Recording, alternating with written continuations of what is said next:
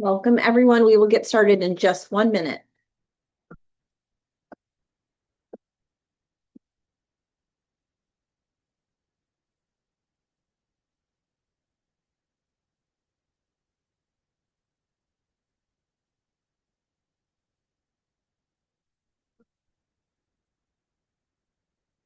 Well, I'm a proponent of trying to get started on time, so I want to welcome you all. I'm so excited to dive into the Build It, Bottlenecked It webinar. Today isn't just about a few quick productivity hacks. Everything we're discussing, the frameworks, the AI integration, the workflow designs, it's all rooted in the Let It Go methodology. And this is the core system developed by our founder, Emily Morgan. And it's specifically designed to help leaders in professional services firms move from being sort of the hero of every task to being the architect of a more scalable organization. Whether you are part of a successful firm currently or even part of another type of organization, somewhere along the way, too much started running through too few people at the top. Every decision funnels upward. Every client escalation lands on just a handful of desks. Every initiative stalls while the team waits for direction. So, our 2026 State of Delegation report found that 34.8% of leaders chronically underestimate what it takes to let go. And honestly, that was true before AI. But now we're seeing sort of an even bigger problem because AI didn't necessarily fix that bottleneck, it sort of fed it. AI is supposed to help, but tools without a system just create more noise and more things to manage. So, over the next 45 minutes to an hour, we'll explore how your organizations can combine AI with a structured set of delegation strategies to really help leaders and key team members get out of their own way without having to hire another executive or losing quality control in the process. So I'm Eileen Coombs. I'm your host today, and I'm the Chief Learning Officer at Verve. For the past 20 years, I've really focused on organizational transformation, spending the last decade specifically helping executives stop being the bottleneck in their firms. In my role at Verve, I help teams bring the concepts from our founder, Emily Morgan's book, Let It Go, to life. Everything we discussed today, from the frameworks to AI integration, is rooted in the Let It Go methodology. And while Emily's book provides the essential systems for breaking the cycle, my mission today is to show you how those same principles now apply to your digital partner, AI. So at Verve, we partner with leaders through our workshops, coaching, and certification programs to implement these systems so you can build a culture of highly productive, accountable, and empowered teams. Before I dive into the content, I do have one question I want to start with. And so I'm going to ask you to throw your answers in the chat. But when you think about the single biggest bottleneck in your current workflow, what one word describes the work getting held up on your desk? What is the word that describes that emotion that you're feeling with the current workflow? Go ahead and throw that into the chat.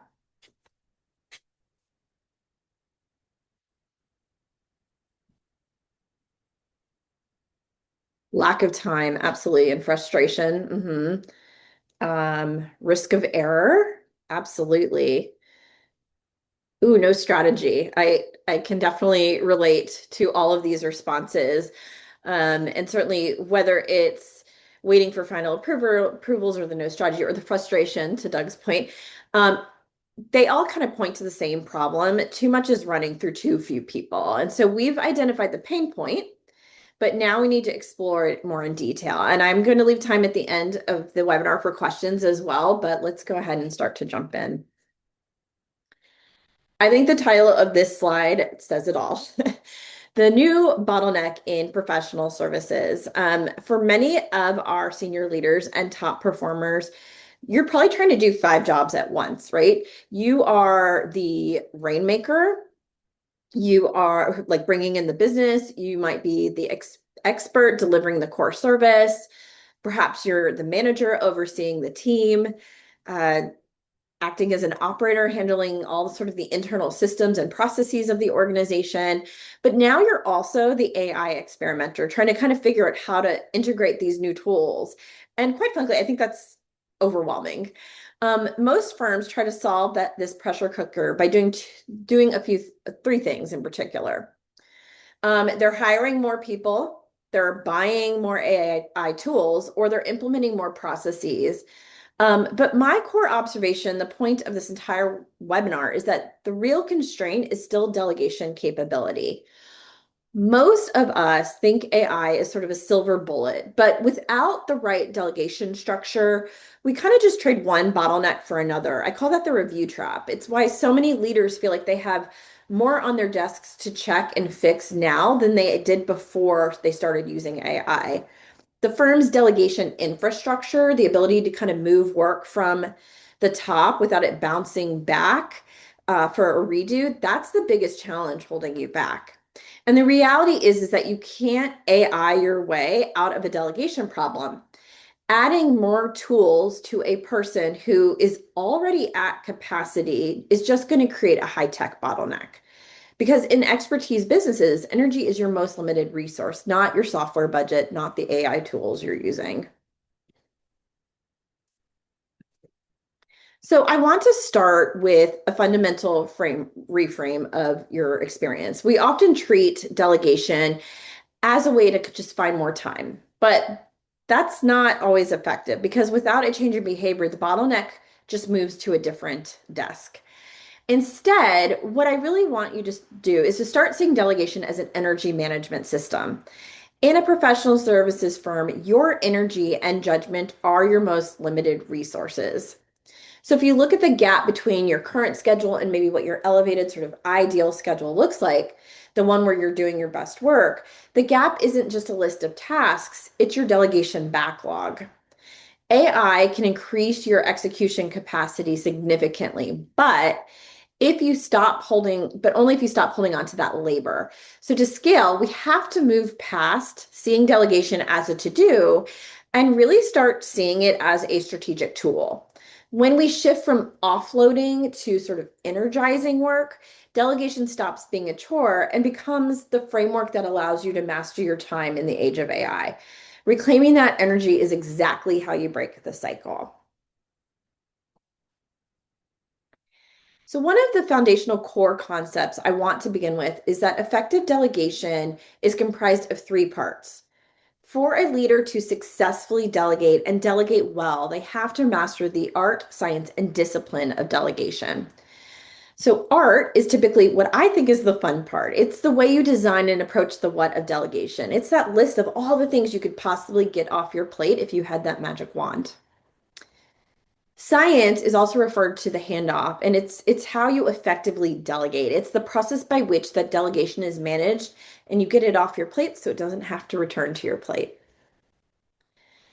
And then the discipline. This is about your commitment to seeing a delegation through, and mastering this part can sometimes be the most challenging, but it's essential. It's really an essential piece of a leader's skill set. Most leaders and most leadership programs only teach the science, the mechanics of the handoff. But the real failure happens in that discipline area. This is the internal commitment to follow through when every instinct tells you to take the work back. If you don't address the psychological pull to just do it myself, we'll be right back in that bottleneck within a week. So I'm curious, which of these might challenge you the most? I'm going to put a little poll up here real quick. And I'd love to know which of these three, the art, science, or discipline, might challenge you the most. Go ahead and submit your answers. There's also the option for all three if you want to be honest, and all three seem to overwhelm you. I get that too. Great. I'm seeing a little bit of everything. And it looks like discipline's kind of taking the lead there, which again is just absolutely normal. I see that all the time. Yep, discipline is winning out there. So as I go through the 10 tips to master delegation, I really want you to keep these three parts in mind because the tips I give you will help you tackle each of these equally. Thank you for participating in that poll. Okay, so we've established that successful delegation is a mix of art, science, and discipline, but the environment where we apply all three of these things has fundamentally shifted. We aren't just delegating to a junior associate anymore or an intern. We're delegating in a digital first world. So in the age of AI, there are three now distinct levels of work that exist in our firms. There's the expert thinking. This is kind of the new art. It's your strategy, your professional judgment, your client relationships. This is the high value energy that only you can provide to the organization. The second level is the AI execution, and I would call this the new science.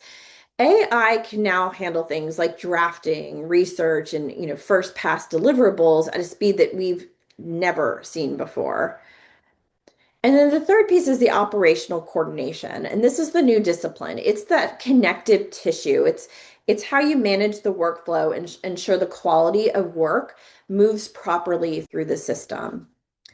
So delegation now means making a strategic decision on every task. What stays with the expert, what moves to AI, what moves to operations. And when we bring AI into this mix, delegation usually breaks down in a very specific order. First, the data is messy. Second, our thinking isn't aligned. And third, we hit a trust wall where we don't even feel safe letting AI touch anything that actually matters. We have to solve all three of these things to make delegation work. And if we don't align our thinking here, sort of at that expert level, then the AI execution layer will always produce work that we have to redo. So when you align that art, science, and discipline across these three levels, you stop being the bottleneck and you start being the architect of your firm's capacity. But a blueprint is only useful if you know how to build from it. So to actually build the gap and like bridge that gap between expert thinking and AI execution, I have 10 essential tips. These are tactical shifts that really allow you to bring AI and delegation together in a way that actually sticks rather than just adding more noise to your plate. So let's explore those 10 tips together and see how they can transform your daily workflow. So, if delegation in this new age is about what moves to AI and what moves to operations, that brings us to the first pillar of our framework, that art piece. One of the biggest mistakes that I see leaders make is that they are focused on what they need to clear off their plate, that they don't think about the inverse, which is actually more important. What do you want to spend your newfound time on? So, tip one is to know what you want to spend that free time on. For partners and firms, this usually probably means shifting your energy away from like the in the weeds activities and prioritizing things like client relationships, business development, those your unique expertise. If we aren't clear on those priorities, we simply create a vacuum of time and energy that gets filled with more unfulfilling activities. So we end up perpetuating this cycle, feeling like there's no real progress being made, and probably throwing up our hands in the air and saying, like, okay, I'm not good at delegating, right? The truth is, everyone can master this, but it starts with the art of being intentional about your own time. So in order to know what it is you want to spend that free time on, this tool on your screen called the Elevated Week is one that you could use today. You can also share it with your direct reports or even managers you report to in order to really bring clarity as to how everyone across your team wants to spend their time. This simple exercise sort of sets up the framework for personal reflection, and it's also an opportunity to have effective conversations about delegation and energy, time, and impact. So think of this as a roadmap for your digital assistant. Once you identify like the science, the drafting, the research, the data analysis, you can offload those specific blocks to AI to handle in the first pass. It also helps you crystallize how you can elevate your work week and the potential delegation opportunities you can share with others across your team. or again, hand off to your digital partner in AI. And that's going to help eliminate this blank page syndrome that often stalls our most important projects. This activity is really designed to help you think deeper about the way you prioritize the time week over week. By using AI to kind of automate the boring stuff and the operational coordination, you're not just saving time, you're reclaiming the art of your role. And so the strategy, the judgment, and those high level client relationships can stay with you. Ultimately, this tool really allows you to think about your day in terms of the impact you want to make across your organization when you've freed up time thanks to delegation. So I really think it paints a nice picture of how you want to exert that time and energy. And that's absolutely a very critical step in delegation success.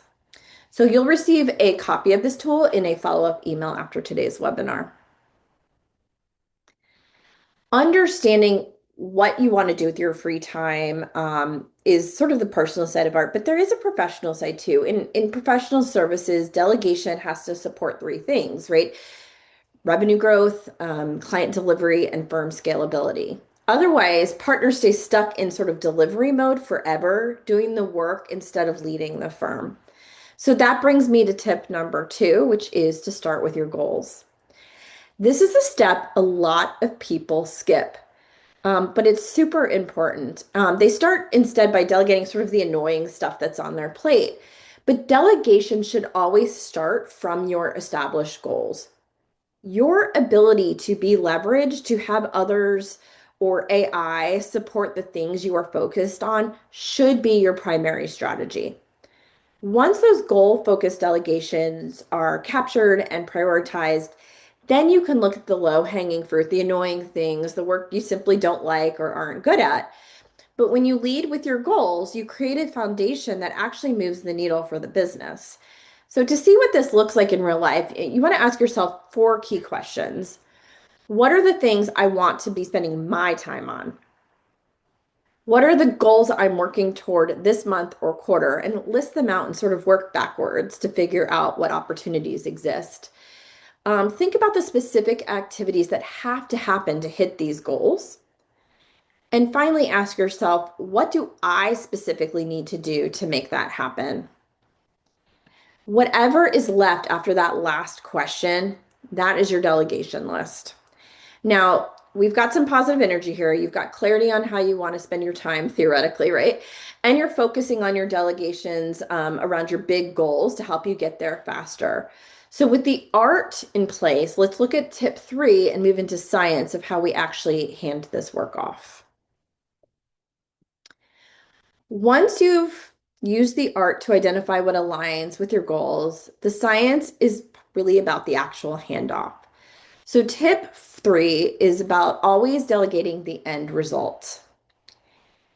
In the age of AI, this is the single most important adjustment you can make. If you delegate steps, you remain the manager of the process. If you delegate outcomes, you become the leader of the result. So think about it this way. When you delegate manual steps, like telling someone to go to a specific site, find 3 files, and pull the research together, you're almost managing a chore list. You've essentially turned yourself into kind of a human project manager, which is that operational coordination task that drains your battery. But when you define the deliverable outcome by saying, let's say, I need a 2-page summary of relevant precedents, you are delegating ownership. And this is the core of the science of delegation.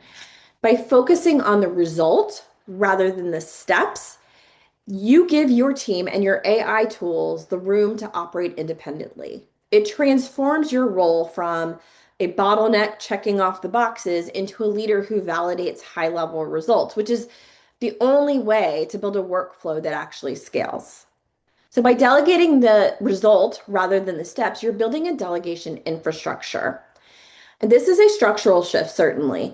When you're grounded in the end result, defining the outcome clearly, you create a system that works with AI, ensuring you aren't stuck redoing the labor yourself when the technology misses the mark. AI and your team can support a deliverable, but they can't read your mind on the process. And so when you define the what instead of the how, you empower that recipient, again, whether that's AI or a junior associate, to find the most efficient path. You really have to paint the picture of what success looks like when the task is done. So, by sharing the version of the finished product, you let your delegation partner find their own way. And you may be surprised they or AI might do it better and faster than you could. But because you define the destination, you'll end up with the exact result you wanted. So, to do that successfully, explain what has to be true when the task is complete and then let them take it from there. I'm going to share a really great tool kind of closer to the end of the webinar called our 6-step delegation template. And it's a series of prompts that can help you ensure that that end result is really clear for your delegation partner. And I'll share that link as well in the post-session email.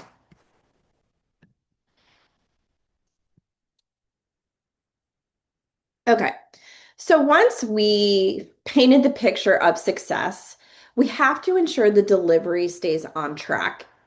In professional services, there is a very expensive distinction we need to make. Poor delegation creates rework loops. Good delegation creates review loops. This is where most people get stuck. They fear that if they aren't managing every step of the process, they are going to lose control. And this is where you can leverage AI to bridge sort of that trust gap, essentially. When you are stuck in a rework loop, you're essentially doing the job twice because the handoff was unclear. But when you have a review loop going, you are simply applying your high level expertise to an outcome that is already 80 to 90% of the way there.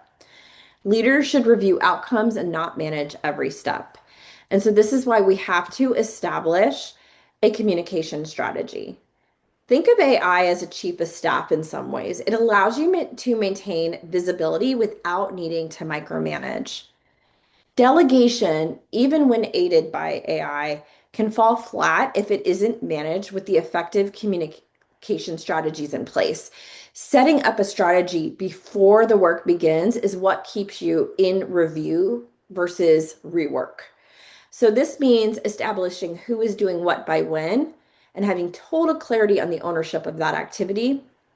And it also means discussing how and when to check in. You should never have to wonder about the status of a project. So, for example, think about, do you want to schedule specific touch-base meetings? Do you want to establish daily or regular progress summary reports? And I will say that's a great task for an AI tool to generate by listening to your project channels and providing a 3-sentence daily pulse on progress.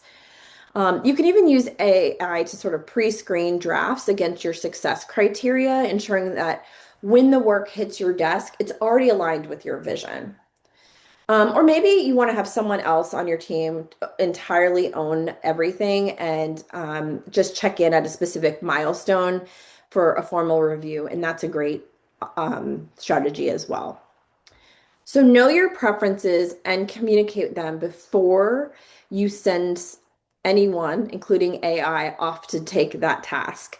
Use this strategy to sort of eliminate that ambiguity and to create immediate clarity. When you manage the communication, you manage your energy. And when you use AI to handle the science of status updates, you protect your energy for the art of the final review. Establishing a communication strategy gets the work done, but feedback is what ensures the work gets better every single time. So that's why tip 5 is that feedback is a must. In professional services, we have to remember that we aren't just managing tasks. We're building an organization, right? We're building a firm. Firms that master feedback loops do 3 things better than anyone else. They develop talent faster, they create massive leverage, and they significantly reduce partner burnout. Delegation is not a singular experience, even at the task level. It is a reoccurring cycle. So, by committing to both giving and receiving feedback, you and your team and your AI agents become more in sync. So we often save feedback for when things go wrong, but I actually think you can learn more from when things go smoothly in a delegation. And I think this applies to your AI tools too. If an AI output isn't quite right, don't just delete it and start over. That's a rework loop, and we don't want to go down that path, right? Instead, give it feedback. Tell it what it missed or what tone it got wrong. Using prompts as feedback is how you train the tool to understand your specific expert thinking. If a junior associate or a team member does a great job, don't just say thanks. Highlight what worked and why it was helpful. Same way you would do with AI, right? This helps them connect their work to a bigger picture and motivates them to keep performing at that level because they feel like a valued part of your firm's success. But remember that feedback does work both ways. So let your delegation partner give you feedback as well. Their perspective might be exactly what you need to identify the bottleneck behaviors you didn't even know you had. And this mutual exchange builds trust and gives you the ability to adapt in the moment when you improve and in the moment. And so when you improve that feedback loop, you don't just fix a project, you build a teammate who can eventually take even more off your plate. And don't forget about your digital partner in that journey. Beyond just refining outputs, you can actually ask AI for feedback as well. If you've ever tried having it roast you, it's a really interesting experience. But once you've drafted a prompt or a delegation brief, ask the AI, what information are you missing to complete this at a 10 out of 10 level? Or how could I have made these instructions clearer? Whether it's a human or a machine, a better feedback loop ultimately ends in better results. So, for those of you who maybe have not touched AI yet because you don't trust it with those high stakes activities, this is kind of where you start. Building trust starts with small, low risk wins that prove the system works before you move into the center of everything at your firm. So, tip 6 is to start small to build confidence. Finding quick wins is the best way to create positive momentum, whether you're working with a human or a digital partner. Once you are clear on the most impactful use of your time, you can start incorporating smaller handoffs that low of those lower stake activities to your team and to your digital partner. The secret here, though, is to start with repeatable work. When a task happens every week or every month, there's a process in place. Delegating it once saves you time forever. So think of things like research prep, drafting standard documents, even meeting prep, maybe client follow-ups. These are those low-hanging fruit delegations I mentioned earlier. For example, consider project. I think it's a great example. It's a low risk activity, but has high impact based on what you're doing. And I often use these smaller projects to build my own confidence in a team member or an AI agent's ability to deliver. You might even look at operational tasks as well, like coordinating travel, that kind of thing. You'd be surprised what AI can help you do. Ultimately, though, you have to lean into those low stakes opportunities, those small wins, because this is your chance to calibrate your system. Even if a task only takes you 5 minutes, delegating it isn't just about those 5 minutes, it's about the mental load and energy saved and the confidence that's gained in the process. So, this is especially true when you're experimenting with AI. Think of these low stakes tasks as calibration runs. Every time you hand off a research summary or a draft to a digital tool, you're learning how to prompt more effectively and discovering where that AI system performs best. Every small win proves that the system works, whether it's a human or an algorithm. These opportunities prepare you for the bigger high stakes handoffs. So you want to grab those small wins now so you can tackle the big projects later. So speaking of small wins, step 7 is the key to tackling the big stuff that feels too important to let go. It's really important to compartmentalize those larger activities. I think people get stuck in the bottleneck because they feel overwhelmed by the sheer complexity of a project. They think, I can't delegate like a client proposal, it's too nuanced. But the truth is, you don't have to delegate the whole thing at once. Most of the time, we can break those complex projects into smaller, digestible chunks, and then the specific delegations sort of naturally reveal themselves. A great way to see this in action is through an AI workflow. Take a client proposal process, for example. Instead of you doing the whole thing, you can compartmentalize it. You can have AI generate the initial draft based on your meeting notes. Operations can refine the structure, formatting, and data. And then the partner adds their final insights, judgment, that expert thinking that only they can add. By breaking it down, you aren't giving away the whole client proposal. You're just delegating the sort of assembly line so that you can focus on those finishing touches. I do this now by using AI as my project architect when I'm trying to build new workshops from scratch. I don't start by designing slides. I start by feeding my raw notes or rough objectives into AI and asking it to deconstruct it into a logical learning journey.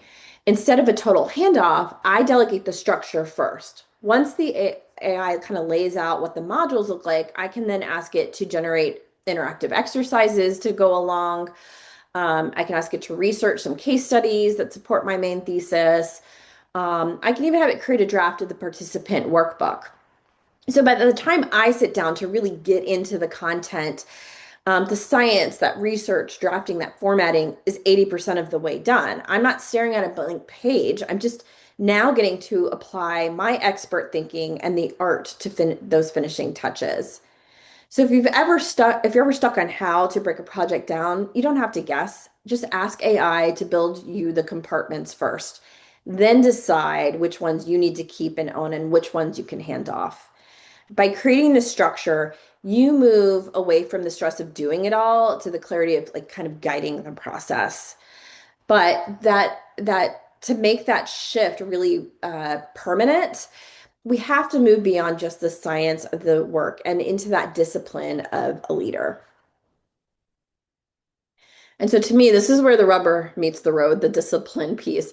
This again is your personal commitment to really seeing a delegation through, even when it feels uncomfortable. And this is the biggest barrier for experts. By nature, experts expect perfection. But if you wait for perfection, you are going to never scale. Scalable firms don't operate on perfect first drafts. They operate on a cycle of draft, review, refine. So tip 8 might challenge you the most, and it certainly does me, but it's about getting comfortable with the 80%. When it comes to delegation, we have to focus on progress, not perfection. So ask yourself if someone can do, or AI can do 80% of the work as well as I can that very first time, is that good enough?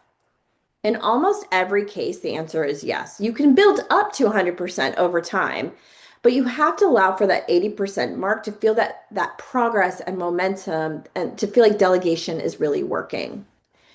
You can also really think about this in terms of like an 80-20 rule. You let someone else handle the first 80% of the heavy lifting, like I mentioned with my workshops, leaving you with the remaining 20%, those final tweaks and specialized insights and expert touches that only you can provide.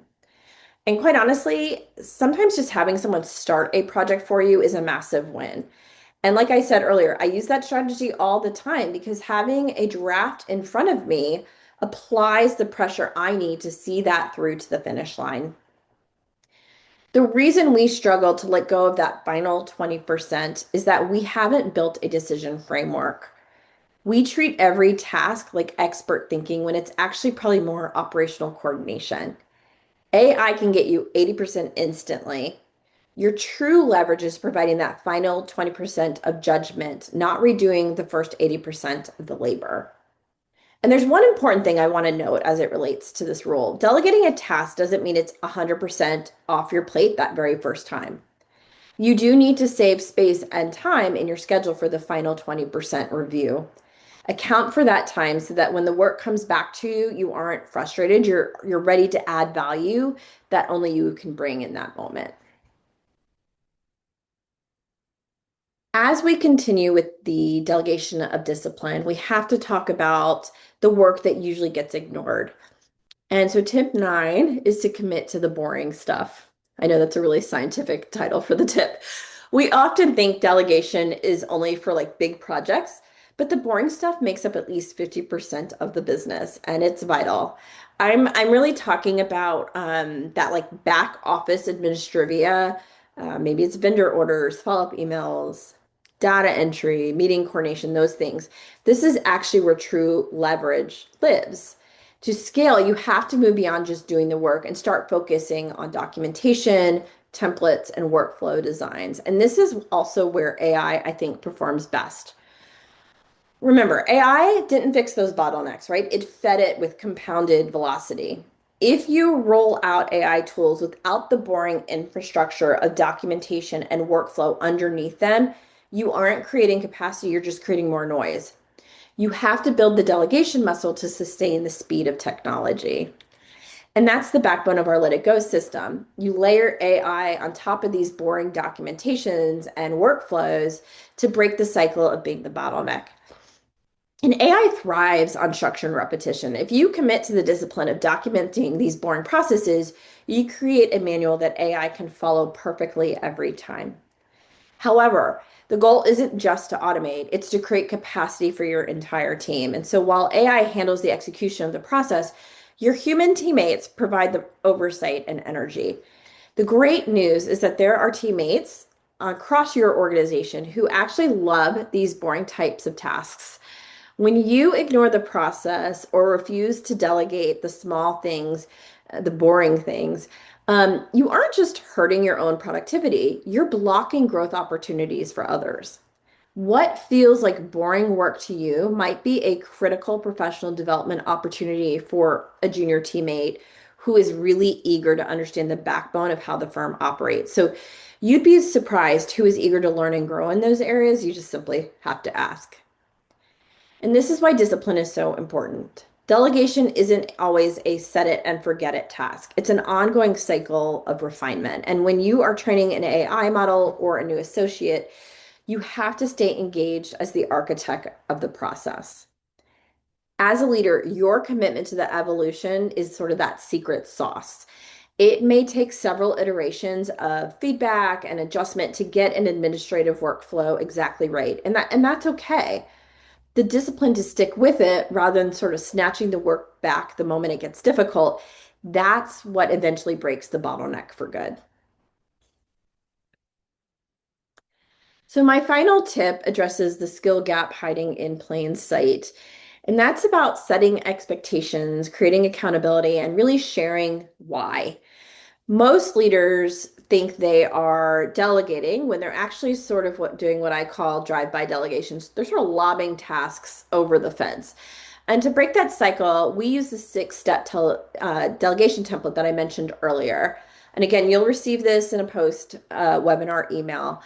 But essentially, this is the decision framework that moves you from simply giving a task to building that delegation infrastructure that I mentioned earlier in the webinar. Whether you are prompting AI or briefing a new team member, the template acts as your quality control. It forces you to define some non-negotiables, like the outcome, like what does done look like? What does success look like? It requires you to really to define that end result so that you don't have to redo the labor. It asks you to add some context, like what does this matter to the firm's bigger picture? Context is the ultimate prompt for AI, and honestly, it's the ultimate motivator for humans. So that context is key. And then that feedback loop we talked about, which is so important. The template requires you to think about how and when you will check that 80% mark. How, like, what are the on-track criteria to know that that delegation is headed in the correct direction? If an AI tool understands your intent, the output will move from a generic draft to an expert level asset. Same with a team member, right? If a team member understands the impact, they move from simply like checking off boxes to really taking ownership of that activity. And so when you commit to this level of clarity, you aren't just assigning work, you're building the discipline that prevents the bottleneck from ever returning to your desk. And that's how you stop feeding the bottleneck and start really scaling your own leadership abilities. Explaining the why holds you accountable as the leader. It prevents chaos, it builds a foundation of trust, And it really ensures that the task actually serves your high level goals. When you commit to these things, expectations, accountability, and the why, you provide the clarity your team and AI needs to ensure delegation runs smoothly every single time. So we've walked through the specific habits of a master delegator, essentially.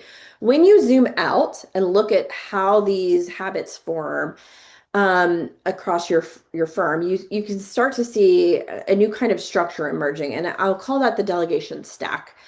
Modern high growth firms no longer view the organization as just a group of people. They view it as a three-layered engine. That expert layer, again, this is where you live. It's the high value work, the nuanced judgment, the deep relationships that you bring to the table. The AI layer, again, this is your execution engine. It handles the research, the drafting, the data analysis. It creates massive capacity. And then that operations layer, this is kind of that discipline, the connective tissue of coordination and workflow management, that final execution really that ensures nothing is falling through the cracks. And here is the hard truth. Most firms are stuck because the experts are still doing all three of these things. When you are doing the research and the coordination and the high level strategy, you aren't an expert, you're a bottleneck. You're using 100% of your limited energy on tasks that don't require your unique genius. So, the goal of everything we've talked about today is to move you out of the execution and coordination layers and firmly into that expert layer. And this is how you break the cycle, reduce burnout, and really build a firm that scales. We've covered a lot of ground today, from the art of knowing your value to the science of AI execution and the discipline of letting go. These 10 tips are really designed to be your roadmap for breaking the bottleneck and increasing your firm's capacity. The reality of professional services is that it's often really hard to see the bottleneck when you're standing right in the middle of it.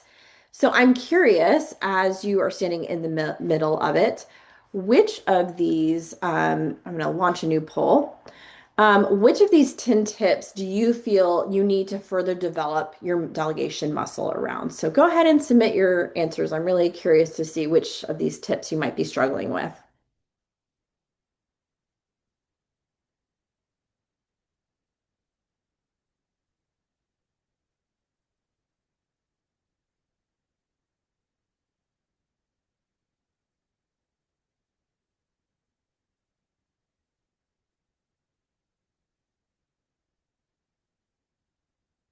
Getting comfortable with the 80% seems to be the most common. I'm seeing setting those expectations, the accountability, the why. Those are definitely common ones that I see all the time. Let's see, do we have any others coming in? Ooh, compartmentalizing larger activities. I know that one's hard. It feels complex. And I would really recommend you can have AI sort of interview you on the process to help break it into smaller chunks, or have a human partner do the same thing. And a lot of times they will ask the right questions to help you break it down even smaller. This is great. Awesome.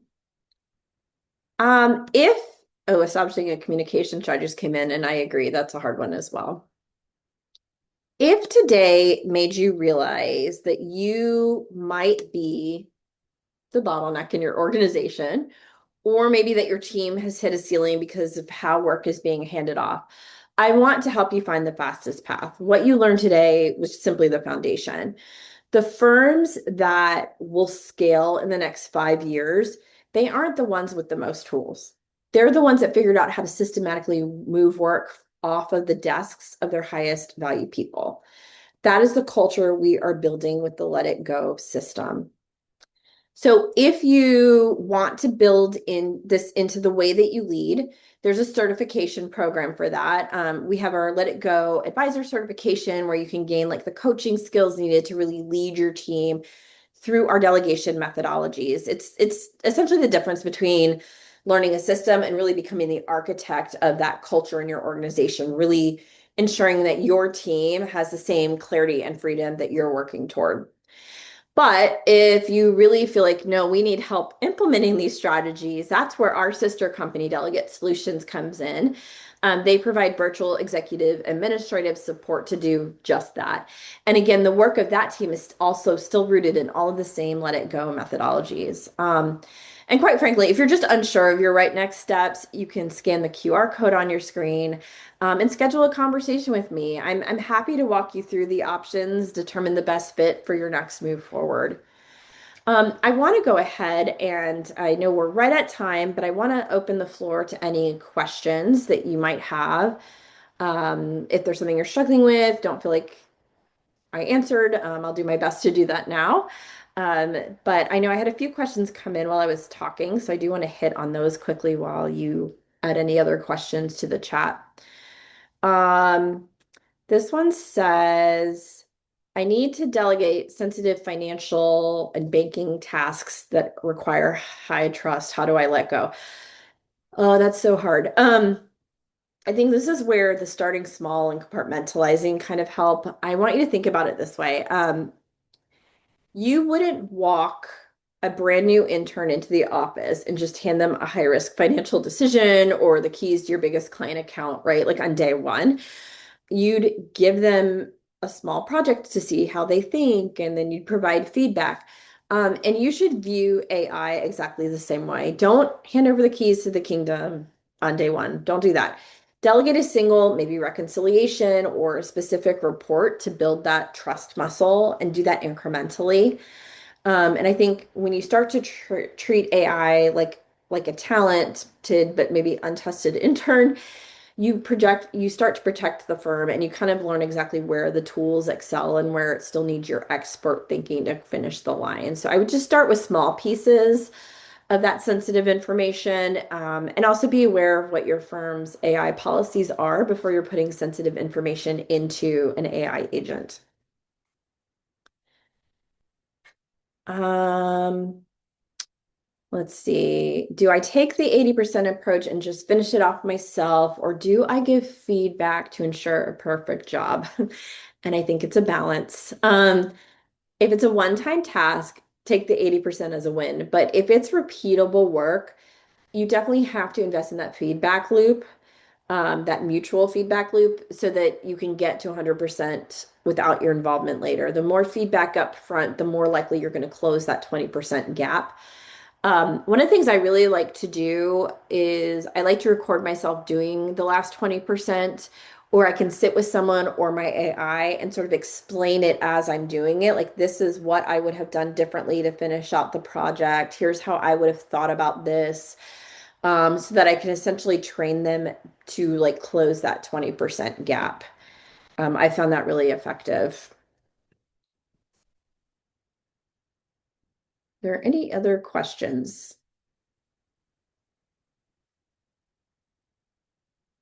Okay, there's one more. I want to share the dream, but I don't want to manage people. How do I delegate?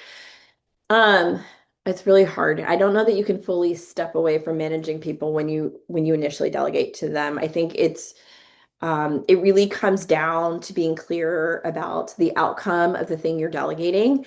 If you can define the what and the why instead of the how, I think it makes it easier for someone to understand the direction they need to go, and it will probably require less oversight on your part. And I think this is where AI can really be helpful in that handoff process.